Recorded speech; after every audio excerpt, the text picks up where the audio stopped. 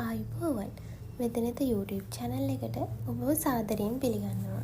අපි අද බලන්න යන්නේ ඩයබටික් මෙලයිටස් නැත්නම් දියවැඩියාව රෝග තත්ත්වය පිළිබඳව. එතකොට දියවැඩියාව කියන්නේ අපේ ශරීරයේ බ්ලඩ් වල ග්ලූකෝස් ප්‍රමාණය නෝමල් ගානට වඩා වැඩි වෙන විට තමයි ඩයබටික් කියලා හඳුන්වන්නේ. මෙම රෝග තත්ත්වය ගොඩක් කල් ඉඳන් තියෙනවා නම් ඍජුවම ක්‍රොනික් හයිපෝග්ලයිසීමික් කියලා හඳුන්වනවා. අපි ඊළඟට බලමු දියවැඩියාව රෝගී සෑදීමට හේතු සාධක මොනවද කියලා. හේතු සාධක තමයි ඉන්සියුලින් කියන හෝමෝන එකකින් තමයි රුධිරයේ තියෙන ග්ලූකෝස් සෛල වලට ඇතුල් කිරීමට යතුරක් විදියට ක්‍රියා කරන්නේ. එතකොට ඩයබටික් වර්ග හතරක් තිබෙනවා. එනම් type 1 diabetic, type 2 diabetic, gestational diabetic, specific type of diabetic.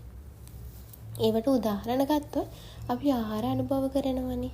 ඒවා අපේ ආමාශයට ගමන් කරනවා. ඒ ආහාරවල සංඝටක තුනක් තියෙනවා. කාබෝහයිඩ්‍රේට්, ප්‍රෝටීන්, මේදේ කියලා සංඝටක තුනක්. ආහාර ජීර්ණයේදී තමයි කාබෝහයිඩ්‍රේට් ශීඝ්‍රවත් ග්ලූකෝස් වලට පරිවර්තනය වෙන්නේ.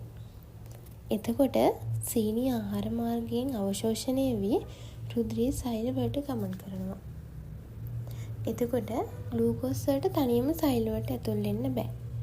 ඒ සඳහා තමයි අග්නාශයේ ශ්‍රාවය කරන ඉන්සියුලින් හෝමෝනය තිබීම අත්‍යවශ්‍ය වෙන්නේ.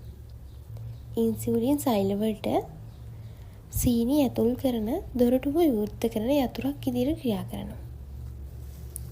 ග්ලූකෝස් තමයි සෛලවල නිපදවන ඉන්ධන විදියට ක්‍රියා කරන්නේ.